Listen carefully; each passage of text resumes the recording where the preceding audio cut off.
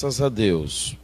Meus amados, nós estamos de volta para o nosso assunto.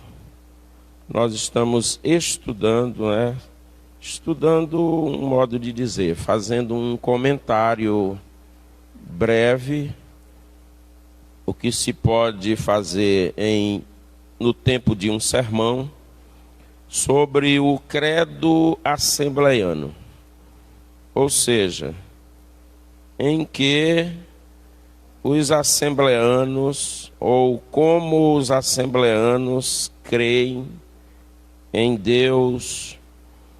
E nós vimos o primeiro artigo no nosso último encontro sobre a inspiração, a maneira como nós cremos que aconteceu a inspiração nos escritores da Bíblia Sagrada. Portanto, nós cremos na inspiração divina, verbal e plenária. Hoje nós falaremos sobre o segundo artigo do nosso credo. E o segundo artigo do nosso credo, eu vou ler aqui, e você pode tomar nota, e eu vou dar inclusive referências bíblicas aqui, você pode anotá-las para depois fazer alguma consulta. Diz assim: cremos em um só Deus, eternamente subsistente em três pessoas distintas que, embora distintas, são iguais em poder, glória e majestade: o Pai, o Filho e o Espírito Santo, Criador do universo, de todas as coisas que há nos céus e na terra, visíveis e invisíveis, e de maneira especial os seres humanos, por um ato sobrenatural e imediato, e não por um processo evolutivo. Citamos aqui Deuteronômio, capítulo 6, versículo 4, Mateus, capítulo 28, versículo 19, Marcos, capítulo 12, versículo 29, Gênesis capítulo 1, versículo 1, e ainda capítulo 2, versículo 7, Hebreus capítulo 11, versículo 3, e ainda Apocalipse capítulo 4, versículo 11. Depois vocês leiam estas referências e, se tomaram nota do enunciado aqui, do artigo, em um só Deus, repetindo, eternamente subsistente em três pessoas distintas que, embora distintas, são iguais em poder, glória e majestade: o Pai, o Filho e o Espírito Santo, Criador do universo, de todas as coisas que há nos céus e na terra, visíveis e invisíveis, e de maneira especial os seres humanos, por um ato sobrenatural e imediato, e não por um processo evolutivo. Muito bem, aqui nós temos, nesse artigo do nosso credo, mais do que o que nós vamos focar nessa noite, por conta do tempo, Nós temos aqui uma informação de que Deus criou todas as coisas, E aqui nós estamos declarando que acreditamos nesse Deus, Todo-Poderoso, que criou todas as coisas, o céu, terra e tudo que neles há, que criou o homem. Portanto, aqui traz aquela nossa crença no que nós chamamos do criacionismo, que Deus criou todas as coisas, o que leva para outro lado, para um lado diferente do que entende aí o evolucionismo. Então nós poderíamos, e aqui essa doutrina, né, onde nós estamos tirando, pensando isso aqui, é a chamada doutrina de Deus, ou como se chama também a teologia própria, né, propriamente dita. E dentro dessa matéria que se estuda por aí nos cursos teológicos, a doutrina de Deus ou a teologia própria, é dali que nós estamos tirando, pensando para falar sobre esse artigo do nosso credo. Claro que, assim como nós dissemos que não tem como tratar de toda a doutrina da Bíblia em um sermão, na verdade não dá para tratar de nenhuma doutrina de maneira aprofundada. Precisaríamos, né, de muito tempo, de um curso mesmo, de sala de aula, para esgotar toda a doutrina, qualquer que seja delas, né? Então, o que nós queremos nesta oportunidade é fazer algumas considerações, né? E aí eu quero ler uma palavra de Deus aqui, e eu quero ler no texto de Deuteronômio, e aí nós vamos ter um foco especial para o fato de que Deus existe em 3 pessoas, chama-se isso aí de Trindade, né?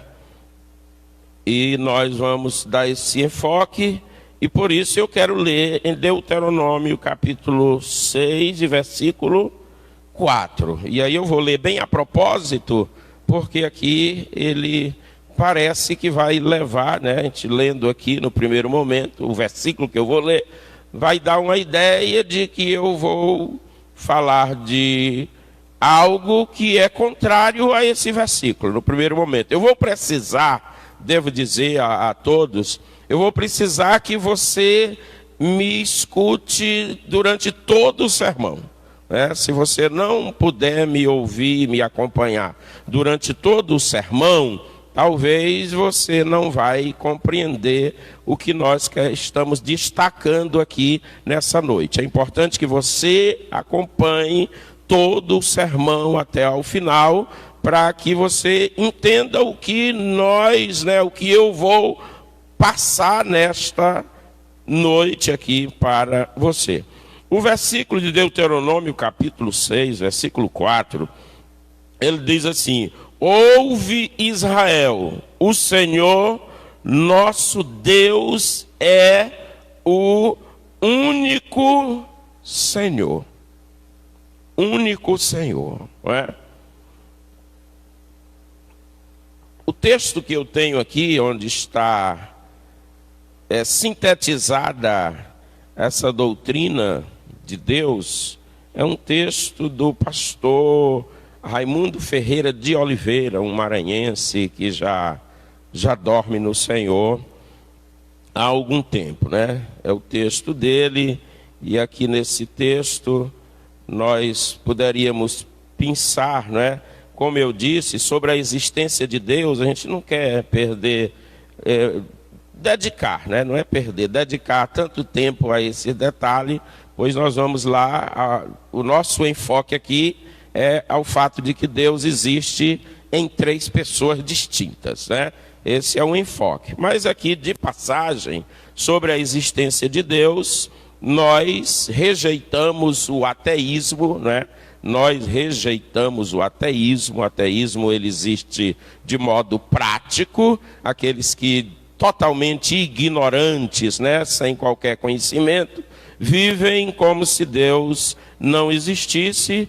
E existe o ateísmo teórico, né? Aqueles que se municiam de informações e que viajam em uma ideia, em argumentos, em ponderações humanas, se firmando em conceitos filosóficos, ou naquilo que entende que é científico, e termina por entender ou chegar à conclusão de que Deus não existe. Isso aí é o ateísmo e nós rejeitamos isso aí, assim como rejeitamos o agnosticismo, né, que trabalha uma ideia basicamente de que só consegue crer naquilo que consegue ver, que consegue pegar. Isso é por aí que viaja o entendimento agnóstico, e nós também rejeitamos, né,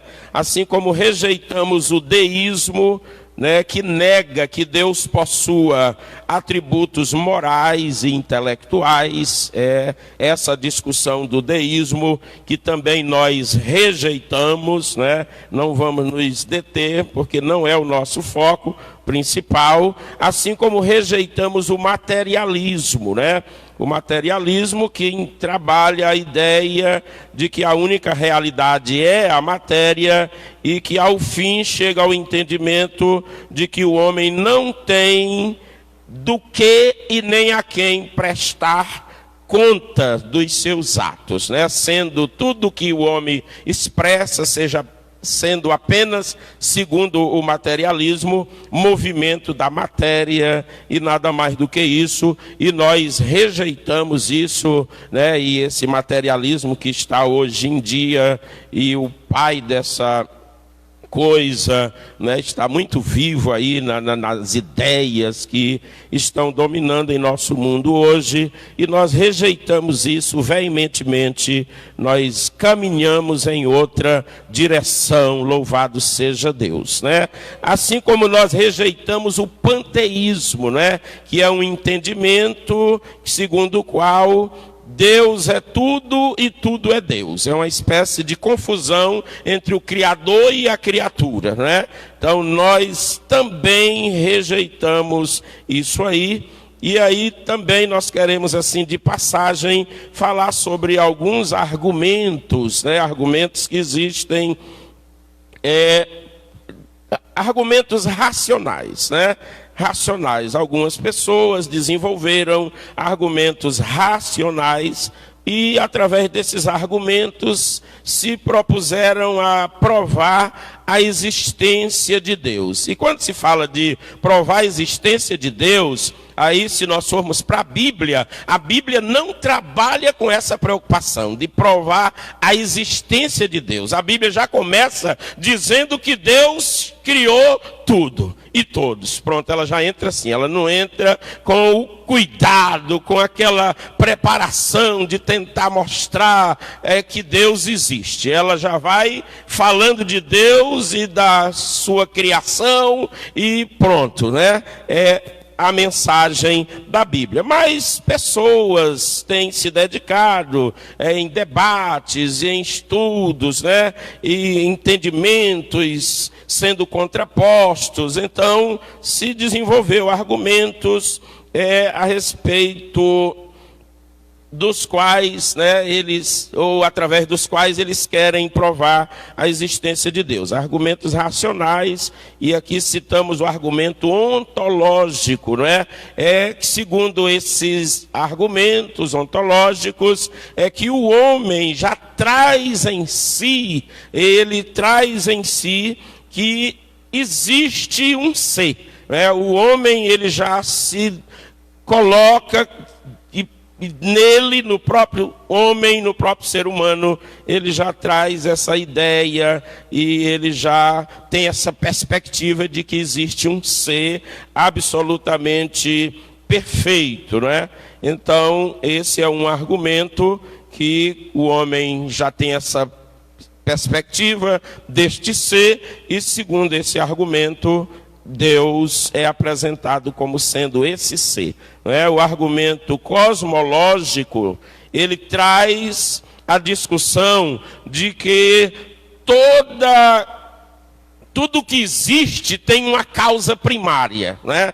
Tudo que existe tem uma causa primária, tem uma razão para aquilo ali existir, né? E aí, segundo esse argumento, os que argumentam assim para provar a existência de Deus, eles dizem que essa causa é Deus. Louvado seja o Senhor, não é? Também o argumento teleológico. O teleológico, ele discute, ele apresenta as coisas que foram criadas, o universo, com toda essa organização, as coisas no universo, os sistemas, né, que existem no universo, tudo funcionando, essa coisa de o homem respira oxigênio, o homem joga fora gás carbônico, enquanto ele precisa de oxigênio, e ele joga gás carbônico, e as plantas precisam de gás carbônico que jogam oxigênio. Então essa coisa bem desenhada, bem organizada, que é apresentada no argumento teleológico. E aí eles querem dizer assim, ó, quem organizou isso aí, tudo bonitinho, deixou isso aí tão perfeitamente funcionando, foi Deus. É Deus, Deus, Deus. Louvado seja o Senhor. E ainda o argumento moral. Todo ser, segundo esse argumento, todo ser humano, ele traz já essa ideia, esse entendimento de uma moral superior, né? Que ele busca alcançar, que ele tenta codificar e colocar como sendo um padrão, né, um paradigma, essa moral superior que já vem, segundo esses argumentadores, implícita lá no ser humano. E ainda o argumento histórico, segundo o qual o homem, em todo tempo, em todos os lugares, ele se volta para prestar culto, seja a uma divindade ou outra. Alguém cultuou o sol, a lua, as estrelas, alguém cultua os anjos, alguém cultua os rios, os mares, alguém cultua, e essa propensão a cultuar, segundo o argumento histórico, diz que é porque Deus colocou lá no homem para que ele tenha essa necessidade de fazer esse culto que deve ser para Deus, né? E aí são argumentos, mas os cristãos, os crentes, por assim dizer, eles não estão dependendo desses argumentos, não, de maneira nenhuma, não é? Como é que é a crença dos cristãos, dos crentes? A crença, ela está fundamentada no que diz lá a Bíblia. A fé é o firme fundamento das coisas que se esperam e a prova daquelas que não se veem. Louvado seja Deus, né? Então, para a fé dos crentes, né, dos cristãos, o ponto de partida não é o que seria aí uma coisa meio que agnóstica, né? De ver para crer, né? Isso seria muito agnosticismo, né? O crente, o cristão, ele crê para ver. Porque a fé vai buscar o que se não vê ainda, o que não existe ainda. A fé vai em busca disso aí. Então a fé combina com crer para ver. Nós temos uma declaração de Pedro, que ele disse: Tu és o Cristo, o Filho do Deus vivo.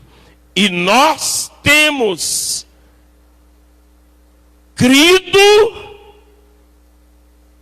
e compreendido.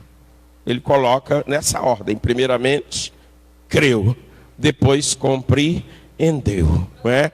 Você não precisa explicar. Tem pessoas que vão trazer uma explicação científica e tentam sustentar a fé, assim como esses argumentos aqui racionais que são colocados para que ajude alguém. É alguém que está perdido, que não conseguiu crer. Aquele que creu já creu e pronto. Ele não precisou dessa argumentação toda, não. Ele é, às vezes, dotado de pouquíssimas informações, pouquíssimos conhecimentos, mas você fala de Deus para ele e ele já quer Deus, já recebe Deus, aceita Deus e obedece a Deus, e você vai lá e dogmatiza conselhos de Deus e padrões referenciais de Deus, e ele aceita tudo de maneira muito crédula e pronto, ele já creu. E aí eu lembro que uma pessoa chegou para uma senhora crente e disse: senhora, uma baleia, né? Porque normalmente quando a gente fala lá do Jonas, né? Do grande peixe, normalmente se leva por rumo de baleia, porque nós não temos conhecimento aí de outro ser tão grande lá nos mares, provavelmente por isso, né? A baleia se destaca, né? Podendo chegar aí a, sei lá, os seus 30 metros, e normalmente a gente vai por rumo da baleia, ainda que não está claro na Bíblia que foi baleia não, grande peixe, e o que se diz aí é que baleia nem é peixe, né? Mas se argumentava lá para aquela senhora e dizia: minha senhora, não passa um ser humano, um homem adulto, não passa na garganta de uma baleia não, apesar de que depois disso já se discutiu aí, parece que passa na baleia do tipo cachalote, né? Mas se pensava, não passa não, então isso aí é mentira, não dá para acreditar nisso aí. E aquela senhora crente, de pouca informação, ela disse: moço, tanto faz o senhor dizer para mim que a baleia engoliu o Jonas, ou que o Jonas engoliu a baleia. Para mim o ponto não é esse, o ponto é: a Bíblia diz ou não diz? Esse é o meu ponto. Se a Bíblia diz, ela pode dizer que o Jonas engoliu a baleia, e eu acredito, assim são os crentes. Eu não estou aqui defendendo uma ignorância, eu estou defendendo uma fé, porque fé não se explica com argumentos lógicos, filosóficos, científicos. Fé se explica a partir de um relacionamento que a criatura tem com o Criador, e o reconhece, e o respeita, e o ama, e o obedece, e por aí vai. Aí eu estou falando de fé. Louvado seja Deus. E é o nosso assunto aqui hoje. Nós estamos dando uma exposição rápida sobre o que nós cremos. Louvado seja o Senhor. E aí eu quero ir lá para o ponto sobre a Trindade. Cremos em um único Deus, que existe em 3 pessoas. Nós entendemos que a Trindade está muito clara na Bíblia, ainda que não haja na Bíblia a palavra Trindade, que esse é um argumento dos que se colocam contrários à Trindade. Por que eu escolhi focar na Trindade aqui dentro desse artigo 2 do nosso credo? Porque a Trindade é um ponto mais sensível, né, do que está aqui nesse segundo artigo. A Trindade é mais sensível. Por quê? Porque existe dentro do próprio meio cristão discussão, divergência, né? Divergência. Então, nenhum cristão está divergindo e tentando implantar o materialismo, por exemplo, né? O ateísmo, o deísmo, o panteísmo. Nós não temos esse problema internamente. Agora, se somos trinitarianos ou unitarianos ou aí existe essas divergências, né?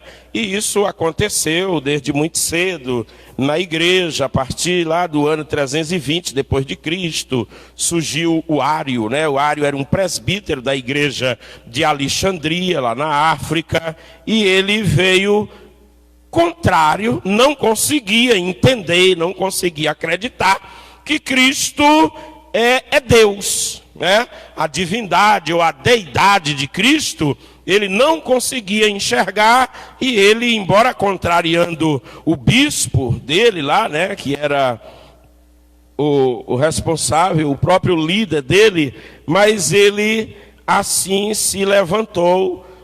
E aí isso gerou polêmica, ao ponto de que teve um concílio, né, o concílio de Niceia, e aí lá foi quem colocou o chamado credo niceno, para justamente aquele credo defendendo esse entendimento que é o nosso, né, que Deus existe em três pessoas distintas, embora seja um único Deus, né? E aí, depois de muito tempo, nos tempos modernos, nós temos um grupo que se chama Testemunhas de Jeová, que pode ser chamado por alguns de Russelitas, por conta do fundador, que é o Charles Taze Russell.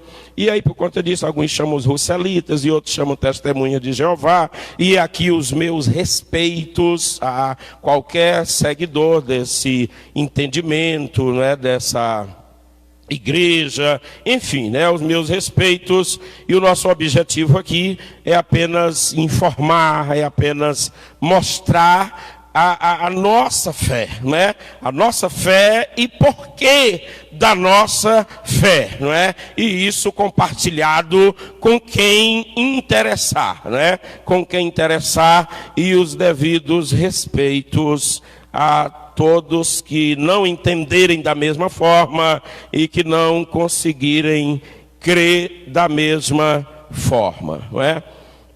Então a Bíblia, ela traz, né? A Bíblia traz para nós, e nós podemos ver Gênesis 1:26, por isso que eu disse para você trazer papel e caneta, né? Para que você possa fazer anotações. E aí nós estamos falando de Deus, né? E lá em Gênesis 1:26, né, tem a expressão,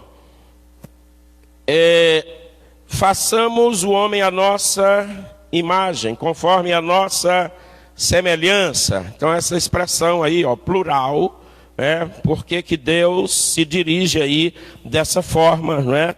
Façamos, né? E por que que não diz farei, né? Conforme a minha imagem, a minha semelhança? Por que que ele usa a expressão? E aí nós já começamos a perceber, né, a trindade aí, né? Já começamos a perceber a trindade, segundo o nosso entendimento. E aí nós temos Gênesis 3:22, aquele confusão de línguas lá em Babel, né? Vinde, desçamos e confundamos, né? Desçamos e confundamos. Aí temos ainda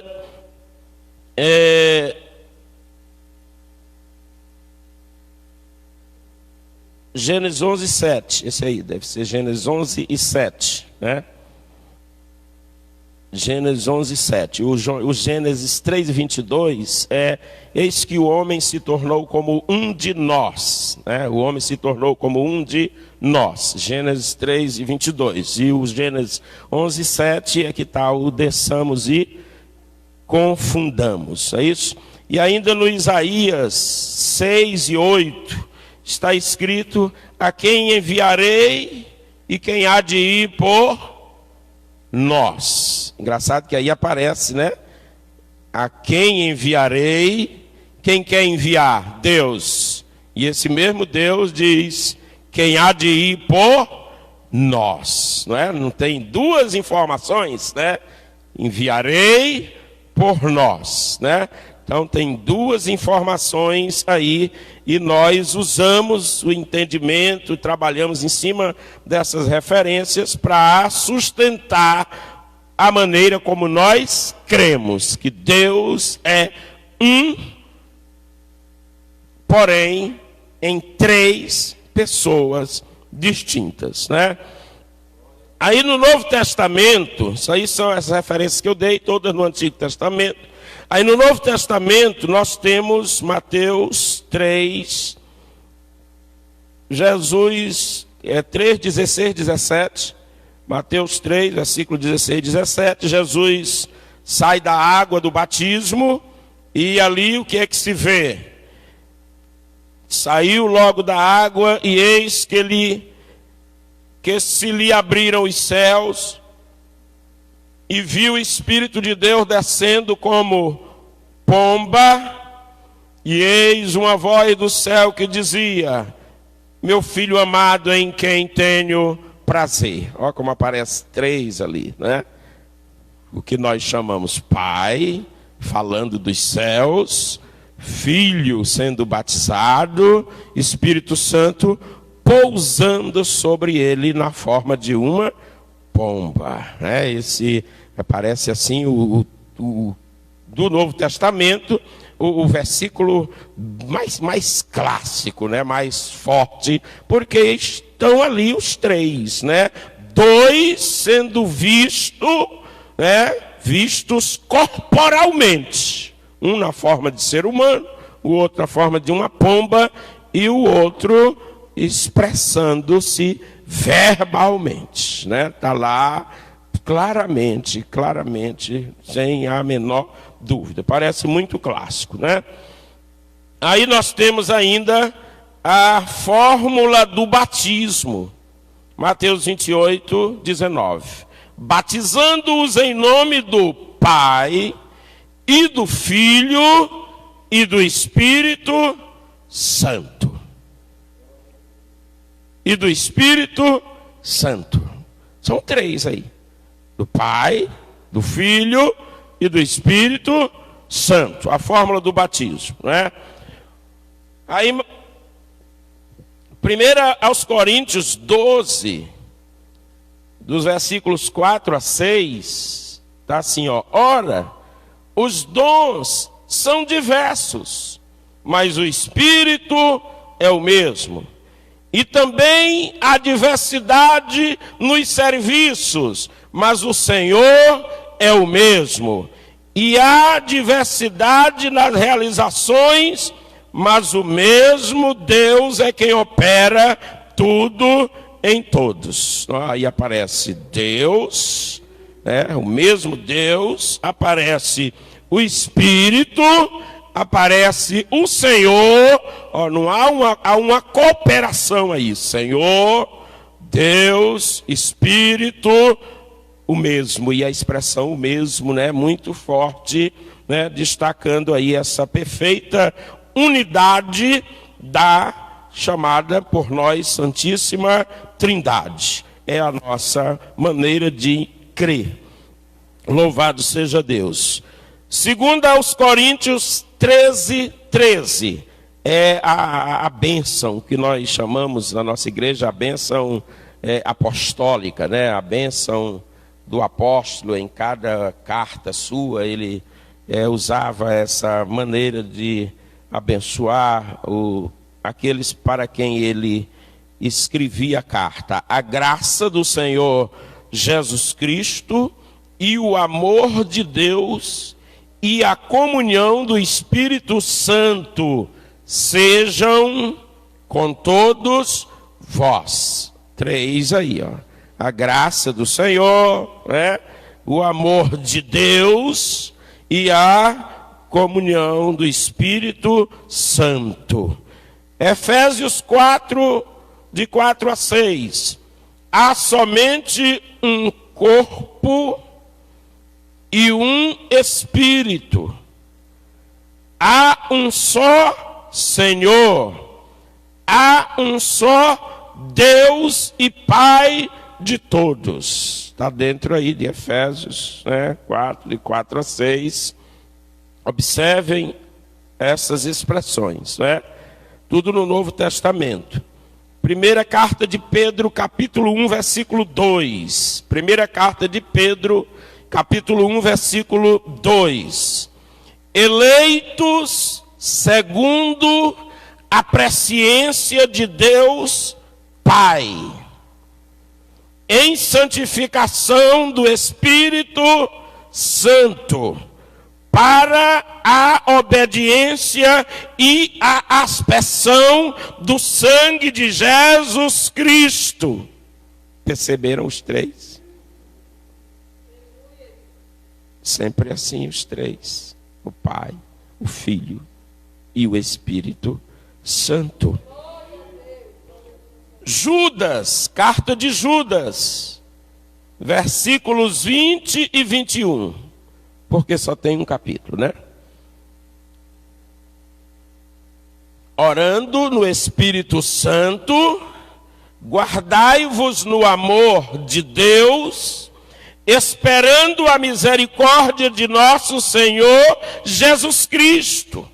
A insistência dos escritores sagrados, né? Eles ficam o tempo todo repetindo isso. Há uma necessidade de se ratificar isso aí, não é? Não é sem motivo, não é? Não é sem motivo. Ainda graça e paz a vós outros, da parte daquele que é, que era e que há de vir, da parte dos 7 Espíritos. Olha lá, a primeira parte: o que era, o que é, que há de vir, Deus Todo-Poderoso. Dos 7 Espíritos que se acham diante do trono, e da parte de Jesus Cristo, a fiel testemunha. E aí eu estou lendo em Apocalipse 1, 4 e 5. Né? Percebam sempre essa menção aos 3. Então, meus amados, o Pai, o Filho e o Espírito Santo são 3 pessoas distintas uma da outra. E elas são iguais em essência, em poder, em glória, em tudo. São iguais em essência e em tudo. As atribuições, quando nós usamos, deixa eu lhes dizer, quando nós usamos, ou alguém usa a expressão primeira pessoa da... Não é boa essa expressão. Primeira pessoa da Trindade, segunda pessoa da Trindade, terceira pessoa.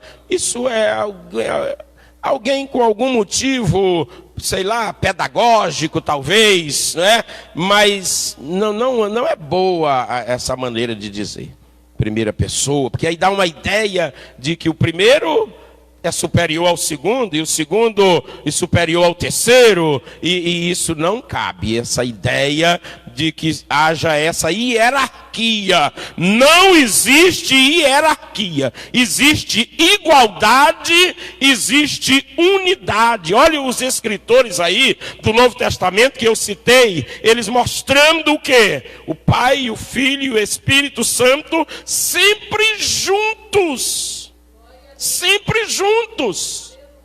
Significa dizer que tudo, exatamente tudo que um faz, os outros também fazem.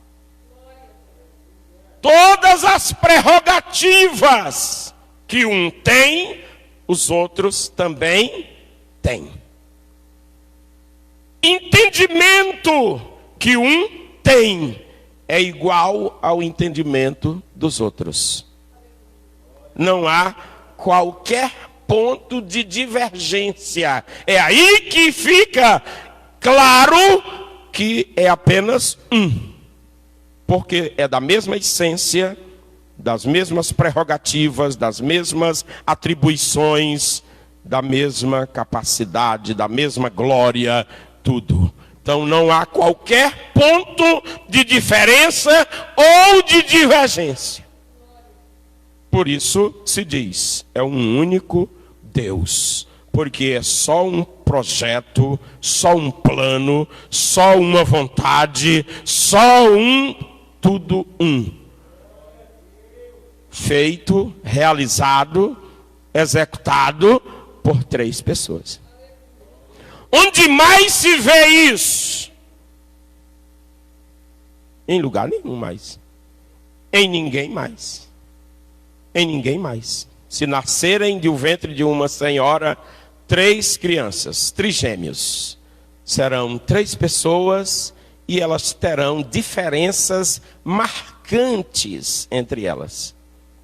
Apesar de que mesmo naqueles chamados univitelinos, entendeu? Da mesma placenta e tudo, os 3 meninos, as 3 meninas, e você olha e tem dificuldade, mas um estudo, uma observação mais cuidadosa, logo vê que são 3 pessoas diferentes.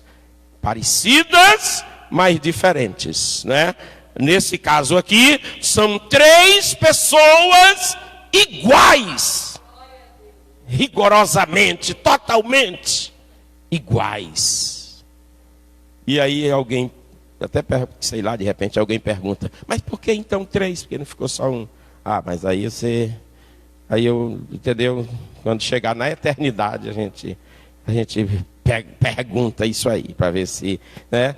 A gente só tem que é assim, porque a Bíblia, e aí eu vou dizer, ó, quando eu digo a Bíblia é o nosso fundamento, né? Para nós a Bíblia existe, a Bíblia é um fato, né? A Bíblia é um fato. Alguém, mas a Bíblia tem aí apenas uma ficção, apenas para você. Para nós a Bíblia é fato. É algo objetivo. Para nós dizemos assim, ó, você pode não entender a Bíblia. Você pode não crer na Bíblia. Mas está aqui a Bíblia. Ela existe. Ela existe. Né? Para ser criticada, como ela tem sido criticada, e ela subsiste às críticas.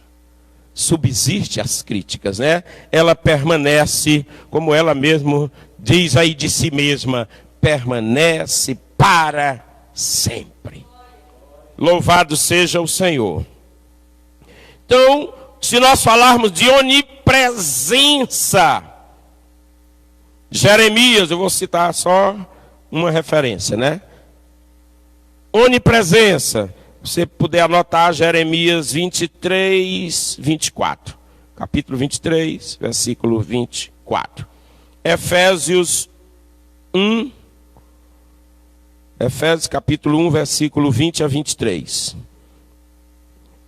Salmo 139, versículo 7. Jeremias fala de quê? Da onipresença do Pai. Efésios 1 fala de quê? Onipresença do Filho. Salmo 139, versículo 7, fala de quê?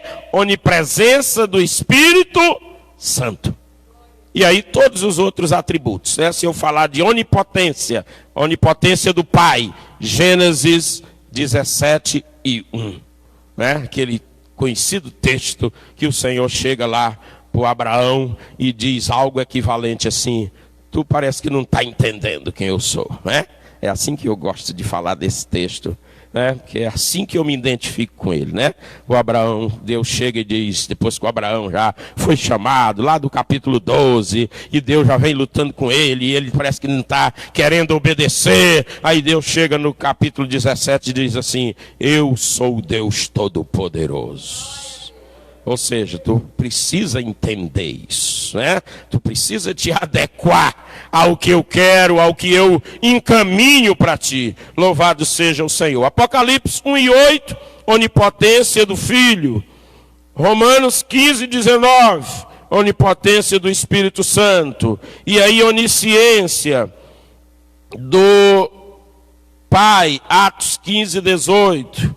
Do Filho, João 21:17, do Espírito Santo, 1 aos Coríntios 2:10. E aí, se for olhar o Criador, o Pai é Criador, o Filho é Criador, o Espírito Santo é Criador.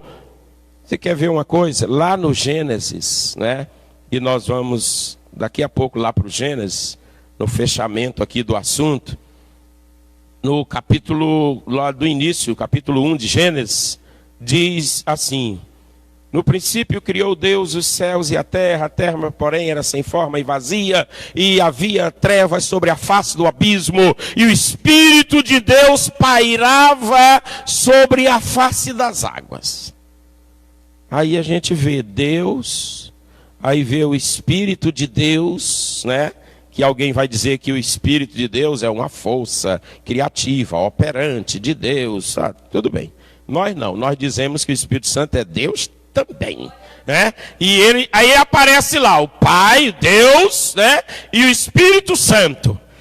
Por que eu estou dizendo isso? Porque eu estou destacando que o Pai é criador, o Filho é criador e o Espírito Santo é criador. Isso baseado em Gênesis 1:1, o Pai, João capítulo 1, versículo 3, o Filho, e Jó capítulo 33, versículo 4, o Espírito Santo. Está aqui a Bíblia comprovando. E aí João explica o que você não percebe quando lê o Gênesis, porque você vê o Pai e vê o Espírito, não é? E aí você não percebe cadê o Filho. Aí quando você chega aqui, abre o livro de João e pode olhar do jeito que começa o Gênesis, dizendo assim, ó: no princípio criou Deus os céus e a terra. João começa o seu evangelho dizendo assim, ó: no princípio era o Verbo. E o Verbo estava com Deus. E o Verbo era Deus. Que verbo? Palavra. Deus dizia assim: haja. E João chega e diz: quando Deus dava essa palavra, quem de fato, efetivamente operava e fazia acontecer era o Filho. Esse que no capítulo 1 e versículo 14 de João, João diz: e aí ele que era a palavra, aquela palavra, haja luz e houve luz, porque o Filho criou a luz, haja e houve, porque o Filho criou. E aí ele diz: e agora ele se fez carne e veio habitar entre nós. Meu Deus, que coisa linda. Que trindade claríssima, não é? E maravilhosamente explicada na Bíblia, né? Tão límpida, né? Como diria o meu amigo Enéas Carneiro, né? Tão límpida como o líquor de quem não tem meningite, né? Quem já viu os discursos do Enéas, ele usava a expressão, que era muito claro, muito límpido, como o líquor de quem não tem meningite, né? Então, a trindade aí, muito bem explicada, não é?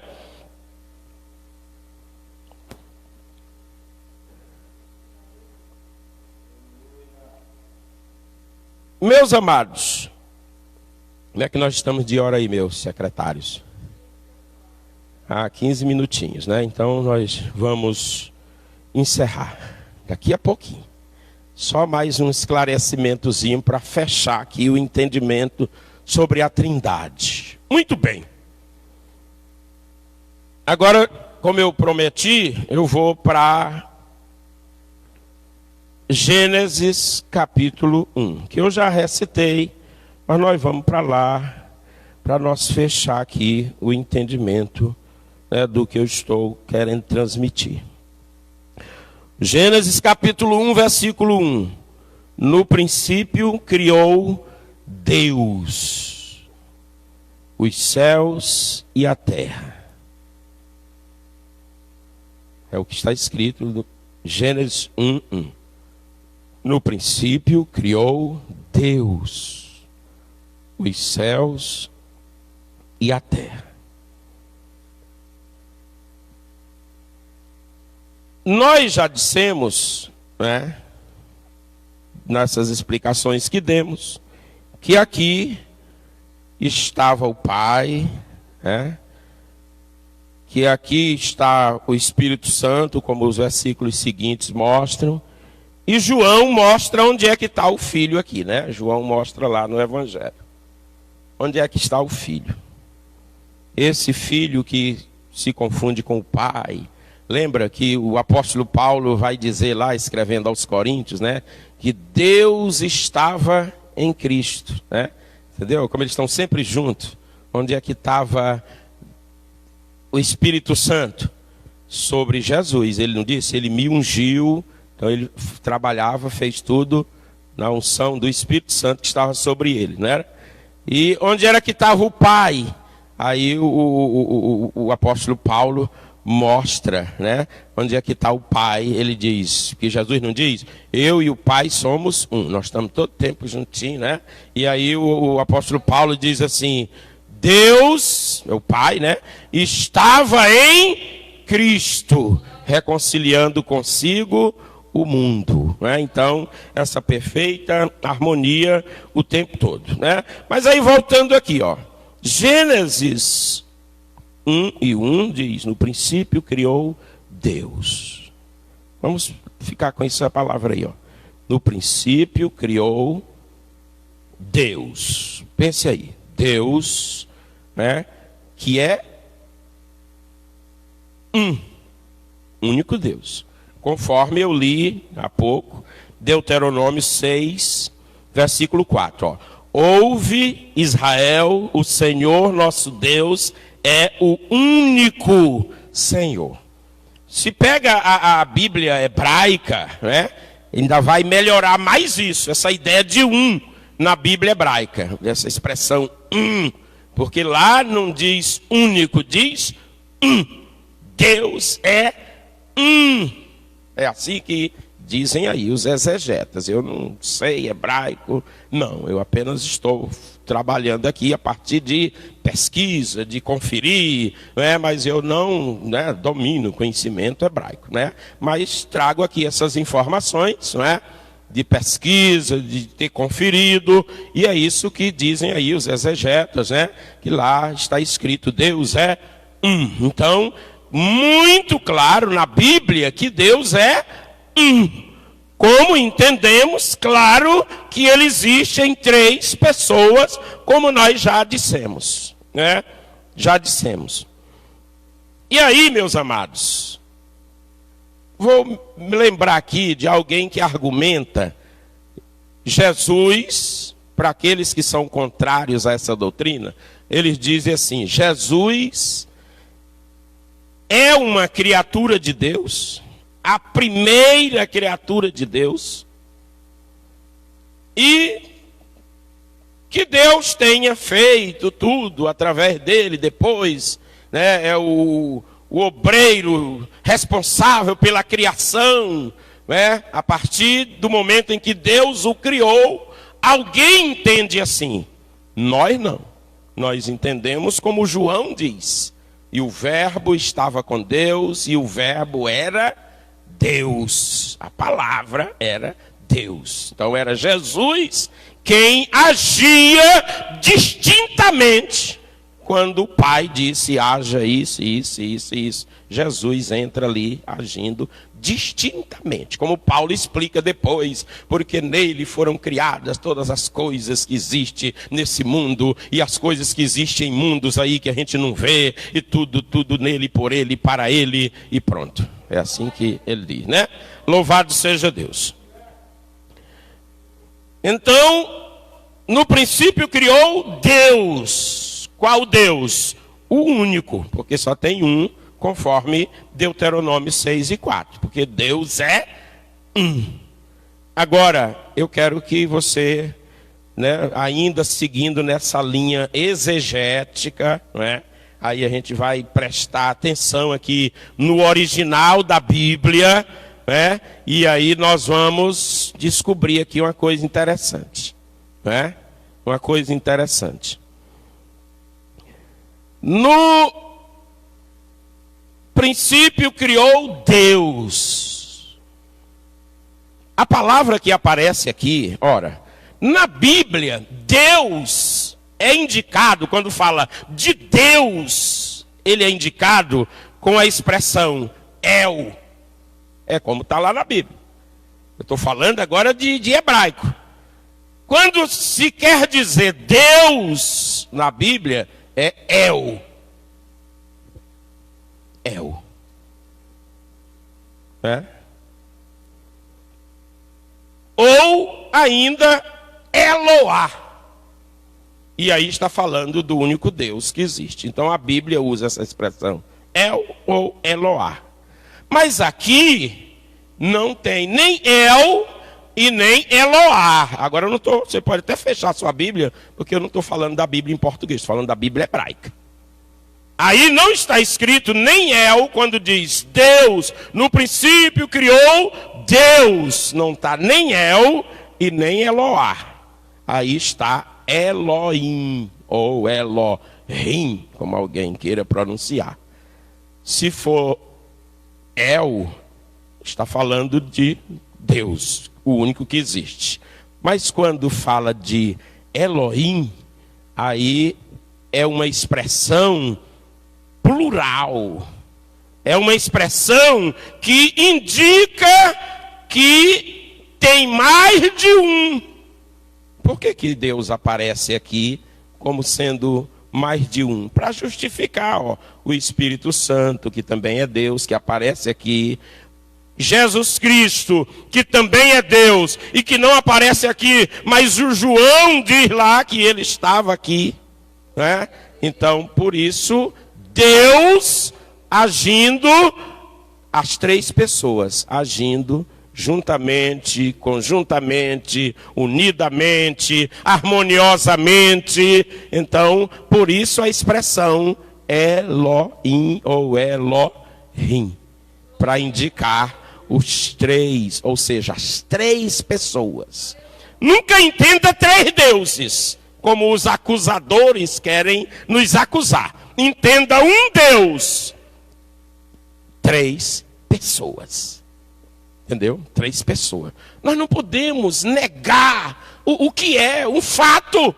Ora, se Deus se revela na Bíblia, e ele chega e diz que ele é o Pai, o Filho e o Espírito Santo, quem sou eu para chegar e dizer, não, o Filho eu não aceito, o Espírito Santo eu não aceito?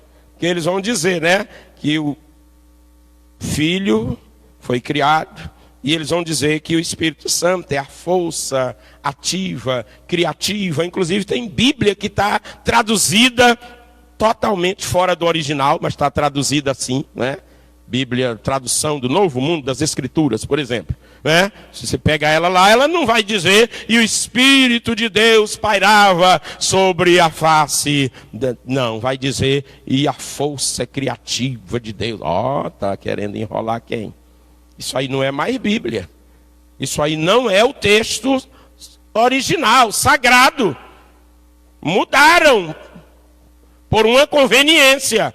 No texto original está o Espírito, né? O Espírito, louvado seja Deus, né? Lá do hebraico ruach, né? É isso que está lá, o hebraico ruach, né?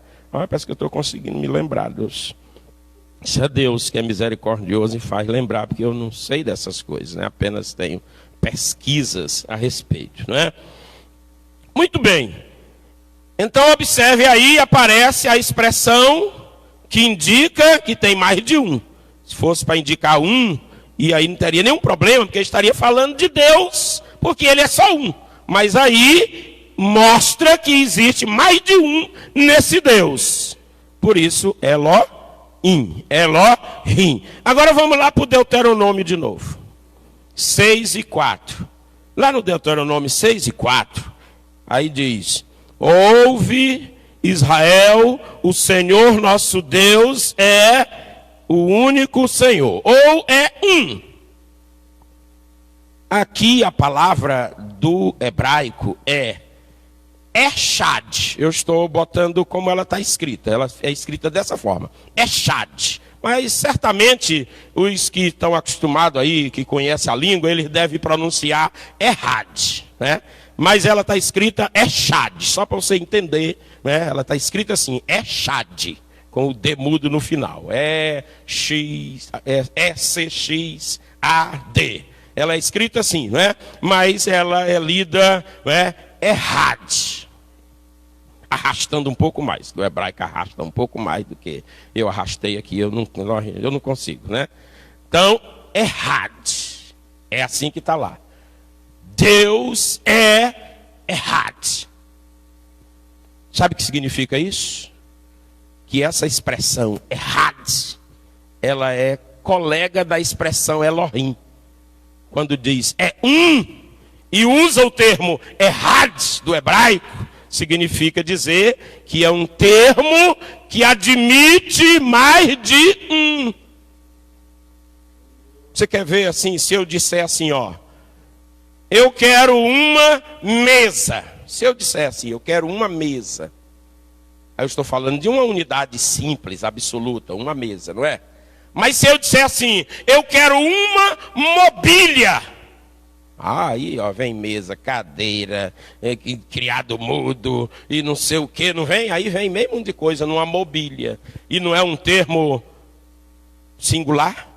E não vem um coletivo de coisas no termo mobília, né? Então, existe essa palavra Ehad, que ela indica que não tem apenas uma unidade simples, absoluta, né? Mas tem uma unidade composta. O termo Ehad. Ó, para que isso? Exatamente onde vai dizer que Deus é um. E por que não usou o hebraico Yahid, ou pronunciado Yahid? Porque tem. Se quisesse dizer que era um mesmo e só um, e nada de outros, era para ter usado Yahid, Yahid, do jeito que você quiser pronunciar. Porque tem, a palavra é outra. Mas eu estou falando da Bíblia original, hebraico, como ela está escrita lá. Então quem colocou lá, colocou querendo dizer, ó, Deus é um. Não há dúvida, é só um. Mas ele existe em 3 pessoas. Por isso ele disse, Deus é um, e usou o termo Ehad. E não usou o termo Yahid. Você quer ver outras passagens da Bíblia no Antigo Testamento? Gênesis 2 e 24. Né? Deve ser lá sobre o homem larga o seu pai e mãe e se une à sua mulher. E os dois se tornam uma. Deve ser isso lá, né? Se tornam uma. Esse uma aí é Ehad. Os dois se tornam uma carne. Ó, 2. Ehad. Tem mais de um, ó. Então, quando se tem mais de um, usa esse termo Ehad, que aparece aí em capítulo 2, versículo 24 de Gênesis. Se você for para o mesmo Gênesis, capítulo 22, versículo 2, aí diz, e o Senhor Deus chegou para o Abraão, me confirme aí, vocês estão, vamos confirmando e me dando sinal. Se não for, eu corrijo já aqui. Gênesis 22, 2. E o Senhor Deus chegou e disse, toma aí o teu filho, o teu único filho. Não é assim? Aí não tem, ele não usa Ehad. Aí ele usa Yahid. Porque aí é só um mesmo. Apesar de que tem uma discussão de que o Isaac não é o único filho dele, para usar a expressão único, né? Não é, mas aí ela é uma outra discussão que a gente explica só assim, ó, diz só assim. Para Deus era. Tanto que quem está falando aí é Deus. E aquilo que Deus diz é o que é. Se Deus chega e diz, ó, eu só reconheço esse, fazer o quê? Né? Quem tem a autoridade, quem tem a prerrogativa de decidir é Deus.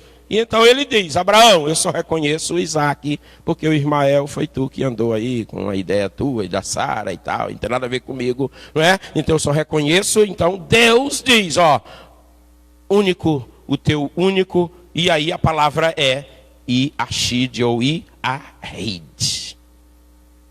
Porque aí é só um mesmo. Agora, onde é os dois se tornam uma carne.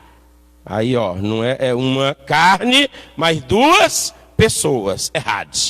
Deus é um único Deus. 3 pessoas. Errado. Por isso. E só por isso. E nada mais do que isso. nós acreditamos dessa forma, que Deus existe em 3 pessoas distintas, embora seja um único Deus. Louvado seja o Senhor para sempre. E aí eu vou encerrar. Eu sou bom em anunciar que estou encerrando, né? Mas agora estou encerrando mesmo. E eu vou encerrar dizendo uma coisa. Aí eu vou fazer aqui dar uma palavra que eu acho que ela é bíblica, ela é teológica, ela é exegética e ela é devocional. Essa é tremenda. O que eu vejo na Trindade, 3 pessoas. E aí, meu irmão, minha irmã, olha aqui para mim assim agora e pense nisso que eu vou lhe dizer.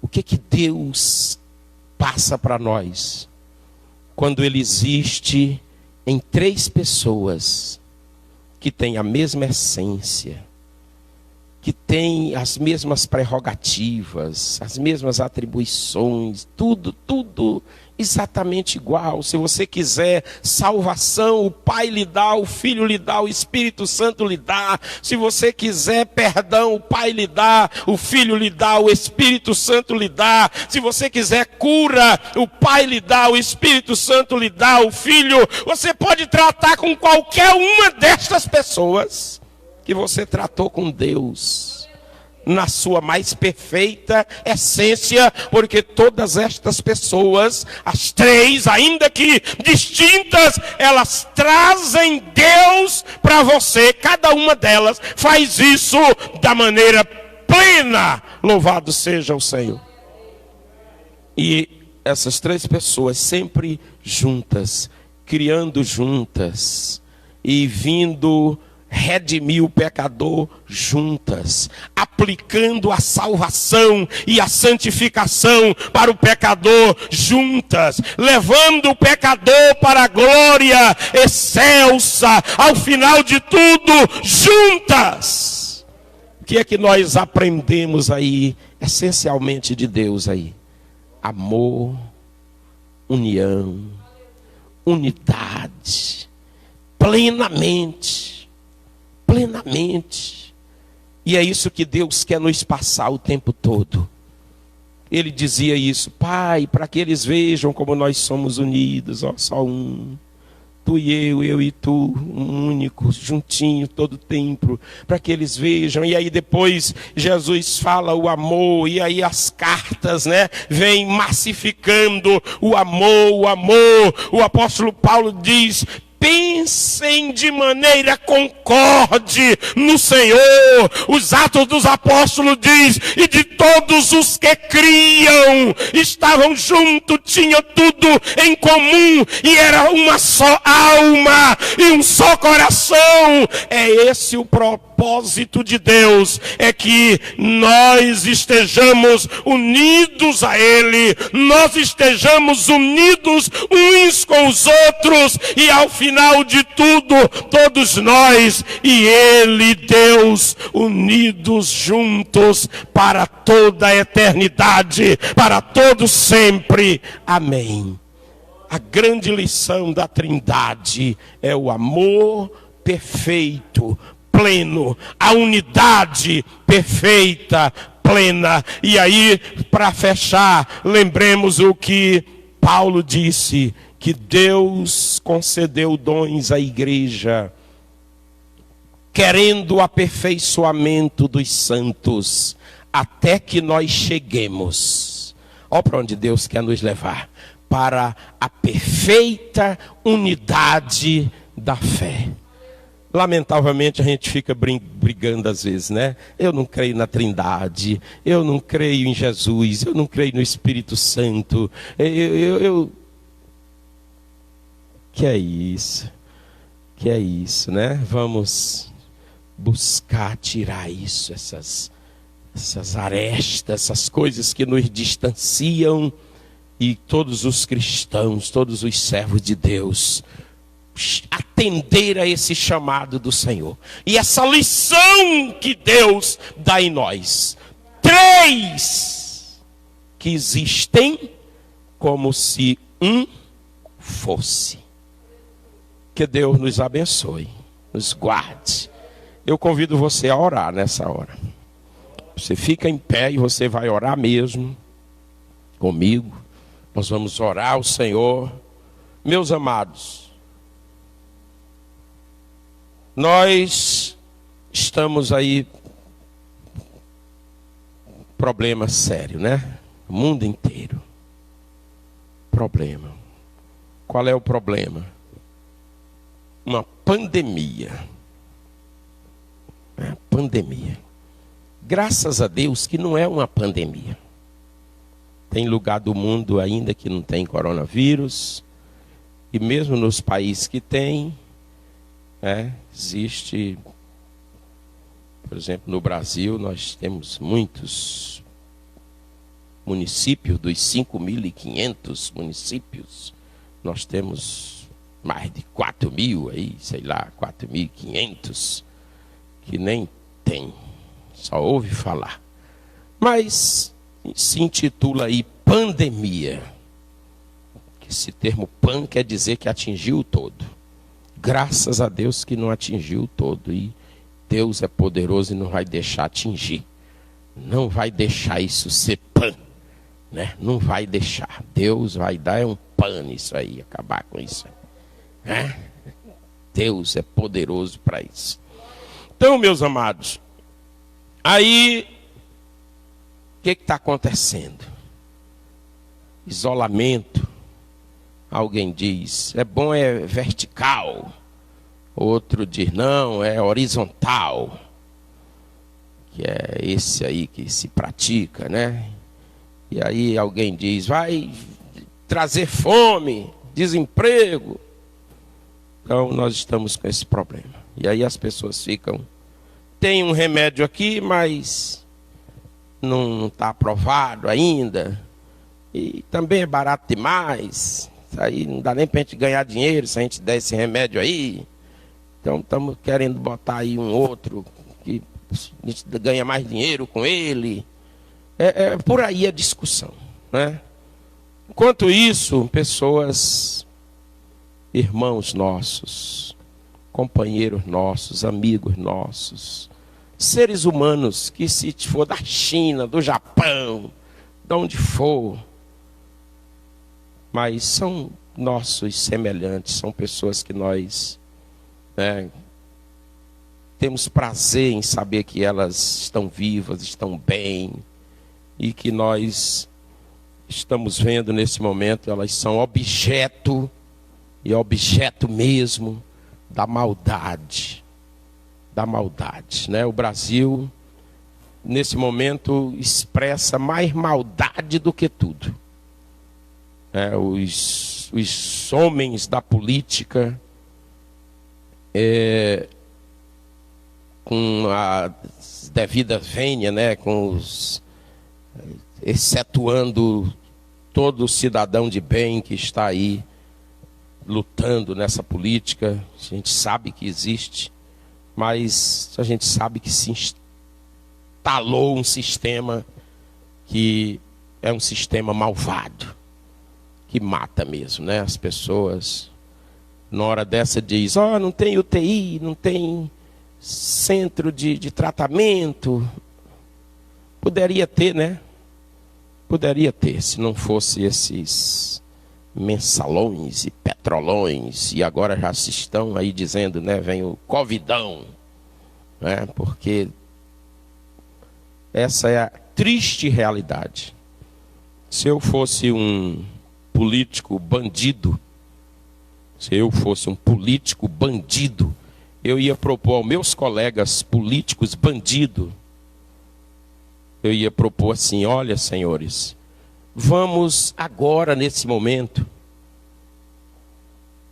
nós que temos sido tão bandidos e temos nos aproveitado tanto dos cofres públicos e prejudicado tanto essas pessoas, vamos agora ser solidários com elas, só enquanto passa essa calamidade.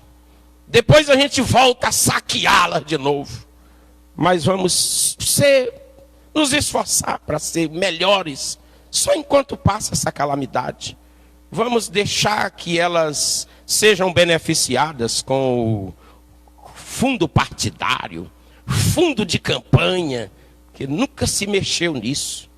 Está lá preservadinho, né? Preservadinho.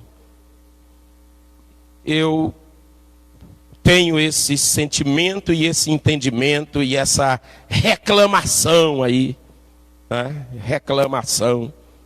Claro que eu falo de um ponto tão baixo que provavelmente não tenha mais do que poucas pessoas me ouvindo, mas essa é uma declaração que faço de um lamento,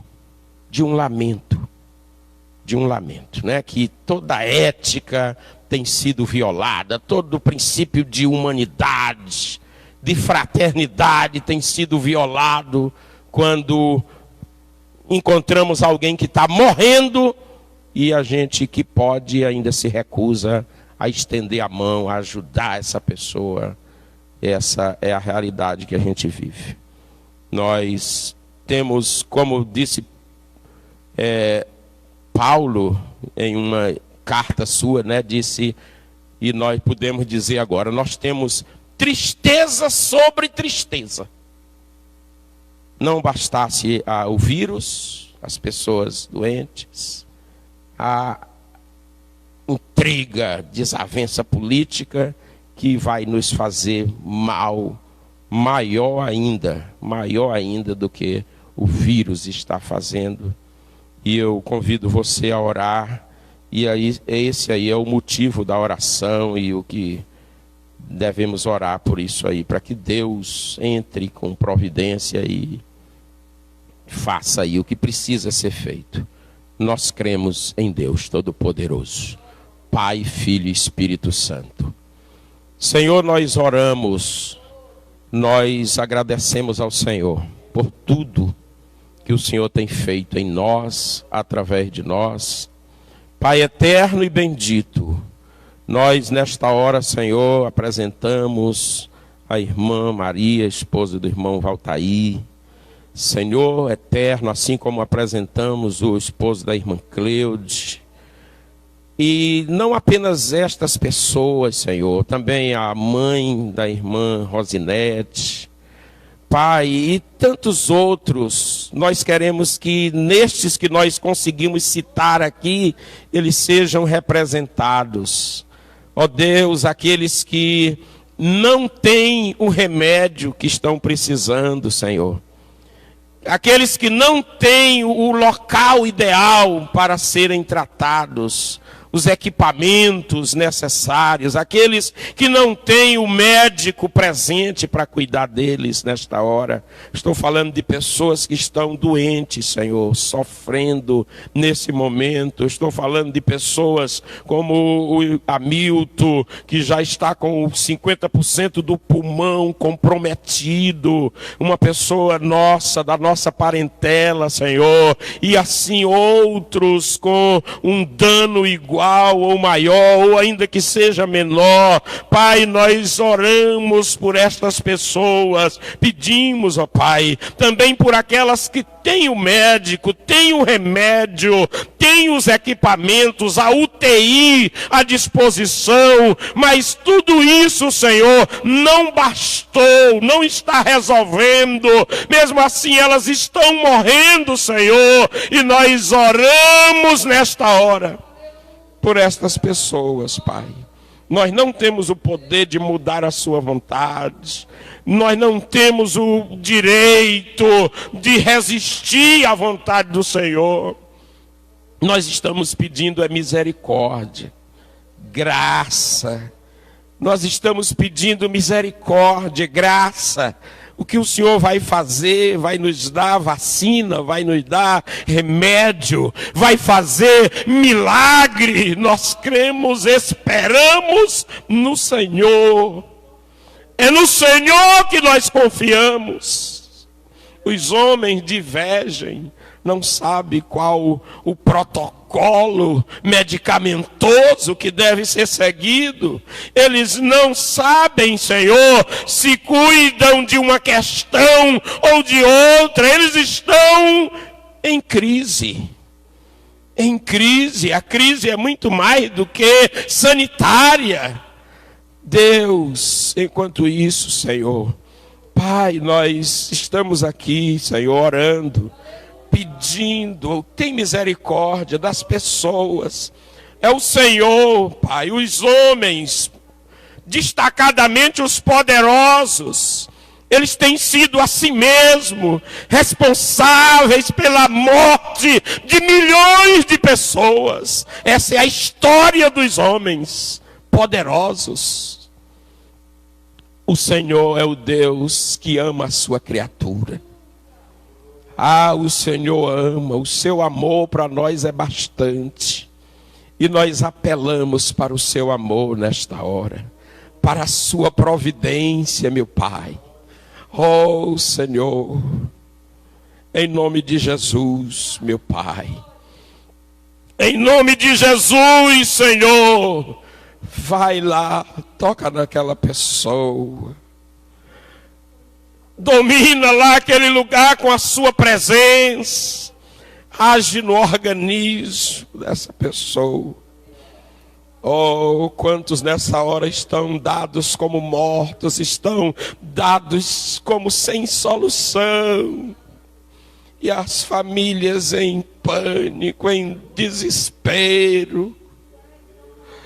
Deus, Senhor, libera nesta hora, agora, Pai, nesse momento em que nós oramos, e nós não somos os únicos a orar nesse momento. Nós estamos unidos a um exército do Senhor que ora nesse mesmo momento. E lhe pedimos assim uma onda, meu Deus, de graça, de bênção, de milagre, Senhor. Deixa fluir, Senhor, muita graça do Senhor, muito poder do Senhor nesta hora, Pai. Para que nós possamos ver os testemunhos. O Senhor curou, o Senhor curou, o Senhor curou, como nós já temos ouvido em meio a essa calamidade. Médicos que já têm dito, foi milagre do Senhor. Pai, em nome de Jesus, guarda-nos. Agora, Senhor, mais do que nunca, nós dizemos isso em relação a todos nós, seres humanos, em todos os lugares do mundo, Pai. Guarda-nos, perdoa-nos, tem misericórdia de nós, nos abençoa, nos livra, Senhor, deste mal, destes males todos. Em nome de Jesus, Senhor, nós oramos. Em nome de Jesus, nós agradecemos. Amém. Meus amados, nós estaremos de volta na segunda-feira, às 19h30, para o terceiro artigo do nosso credo, o credo assembleiano. Terceiro artigo, vou ler para você, para que você já vá se familiarizando aí com ele. Cremos no Senhor Jesus Cristo, o Filho único de Deus, plenamente homem, na concepção e no seu nascimento virginal, em sua morte vicária e expiatória, em sua ressurreição corporal dentre os mortos e em sua ascensão vitoriosa aos céus, como Salvador do mundo. Se você ainda está anotando, João capítulo 3, versículo 16 a 18, Romanos capítulo 1, versículos 3 e 4, Isaías capítulo 7, versículo 14, Mateus 1, 23, Hebreus 10, versículo 12, Romanos 8, versículo 34 e Atos capítulo 1, versículo 19. Falaremos na segunda-feira sobre a doutrina de Cristo, a cristologia, e esperamos ter todos vocês e todos que vocês convidarão e com os quais compartilharão para estarem junto conosco nessa nessa live, né? Nesse culto online, nesse estudo maravilhoso. O amor de Deus, nosso Pai, a graça de nosso Senhor Jesus Cristo, as consolações do Espírito Santo, sejam convosco agora e sempre. Amém. Deus abençoe a todos.